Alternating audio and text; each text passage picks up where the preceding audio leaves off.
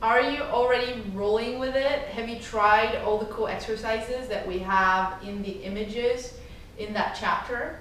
If you're ready for some more, here are some things that we just couldn't fit in the book. You're going to need a ball, a stick, and a foam roller, or one of them. I'm going to start showing you a couple of things with the ball.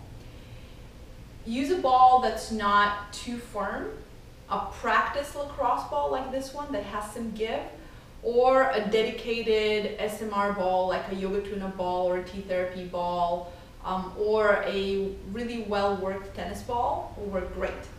And we're going to use this to massage your deep hip rotators and your glutes that are on the side of your hip.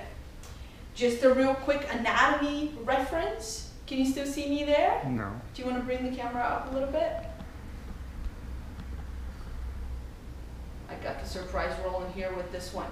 Your deep hip rotators are situated between your tailbone and the side of your leg. So this whole area here is going to be your deep hip rotators, and that's where we're going to be working.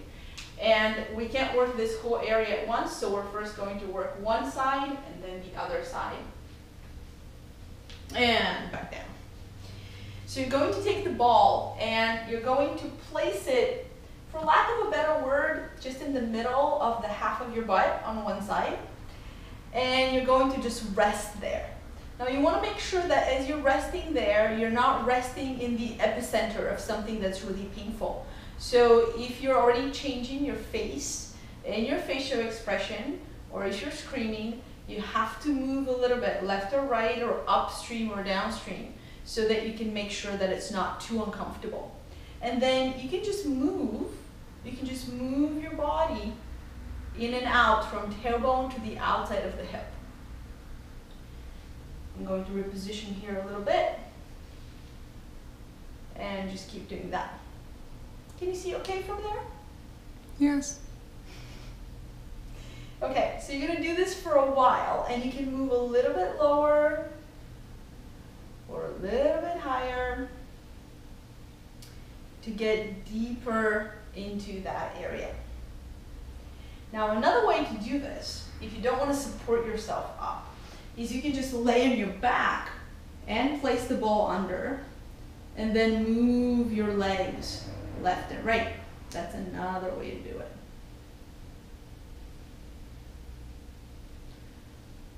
Or you can take a seat, find an area that feels like it can use a little bit of tender love and care, and usually you will know this by having a little bit of discomfort that is tolerable. Relax into that area, and then you can just move your knee up and down. Just moving it up and down. Great.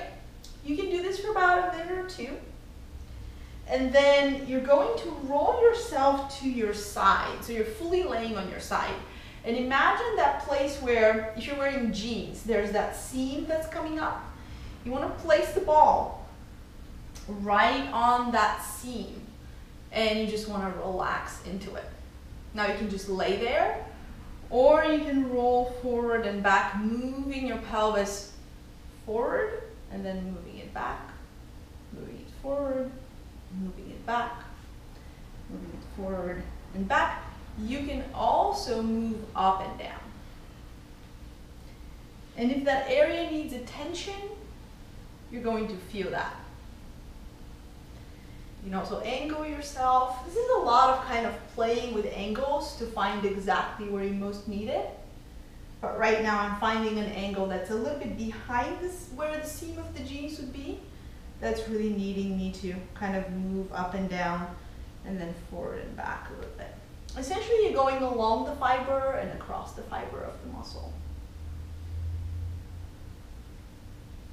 And that's that. Once you've done one side, don't forget to do the other side. If working with a ball on the floor with the deep hip rotators is too much, you can do the same work standing up against the wall.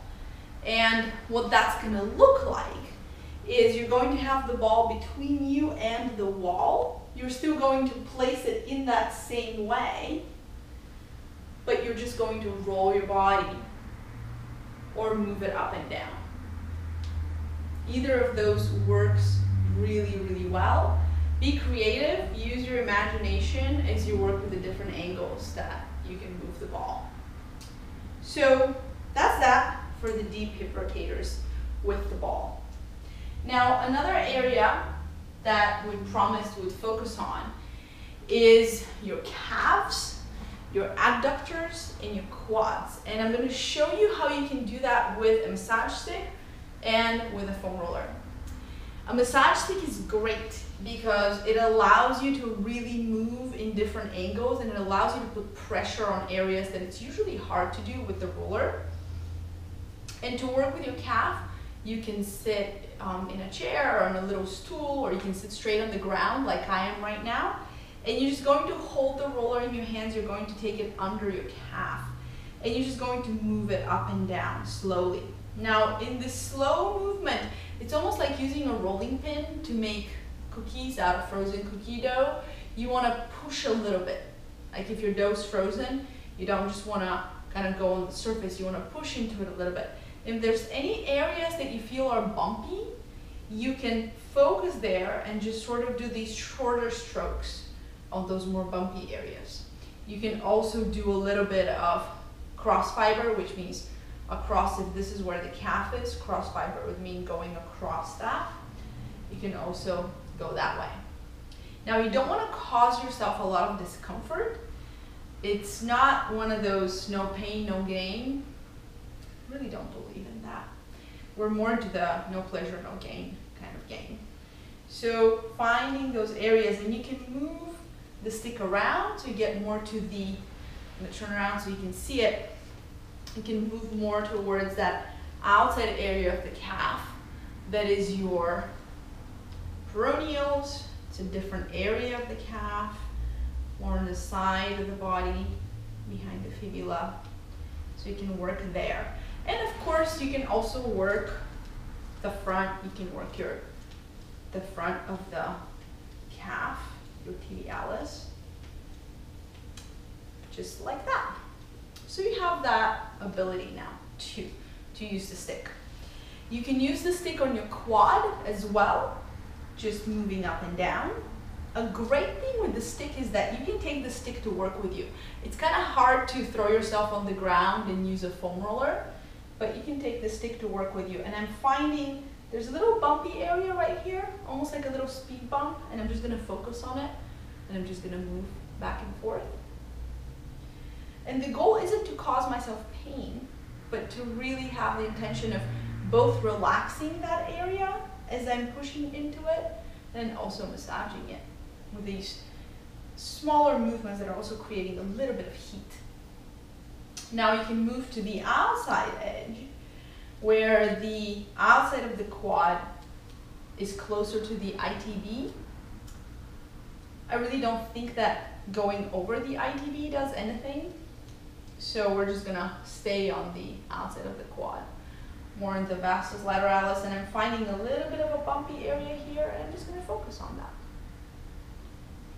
And just go there for a while. And really, the golden rule is go for as long as it's pleasurable, as long as you can breathe normally, as long as you're not changing the expression of your face, and as long as you're feeling some change. If you stop feeling change happening, then maybe you've done enough.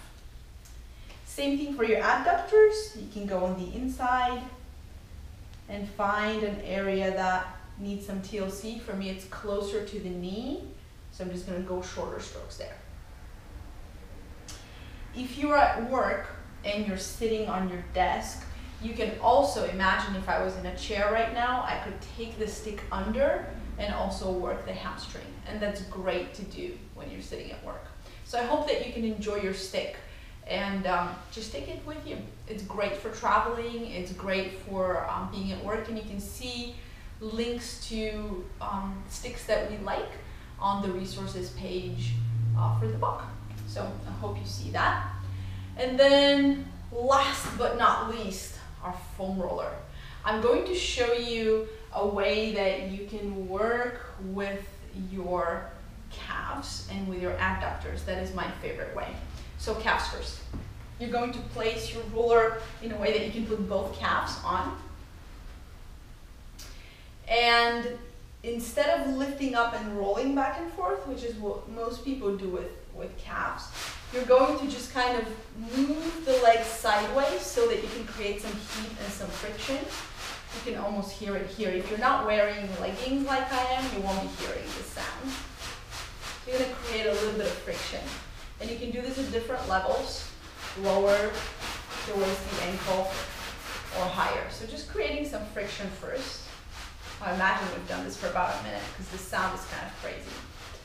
And then what you're going to do next is you're going to roll the legs in and out. So you're going to roll across the calf. And you're going to feel how it's a little bit bumpy as it goes through certain areas. And you can do this at different levels, closer to the knee or closer to the ankle. And one way that you can add to this is you can take one leg on top of the other for extra weight, and you can do it that way. Not that we watch much television, but if I was to watch TV, this would be something that I would do while watching TV. So you get the gist of how you just kind of roll in and out. And this is also great for your hip mobility at the same time. So this is my favorite way to work with calves on the roller. And I'm going to show you my favorite way to work with adductors.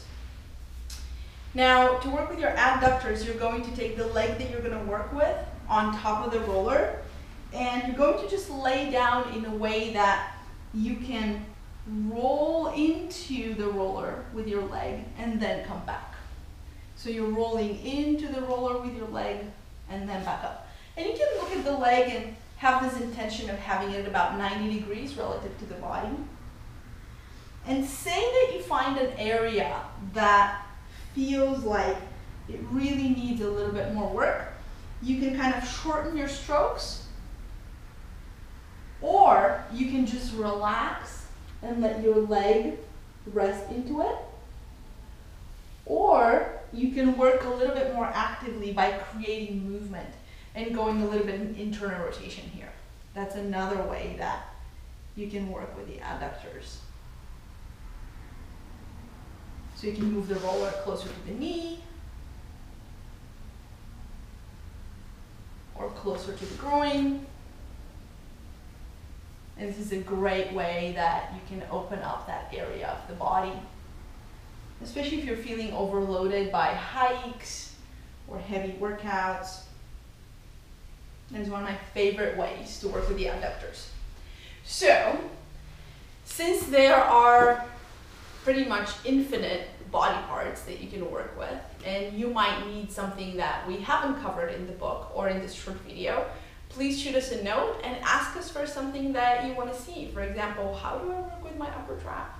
And I'll do a little video and shoot it your way. You can do this by writing us an email or on our Facebook page at facebook.com/eatwellmovewellonline. See you there and have a great time rolling with it.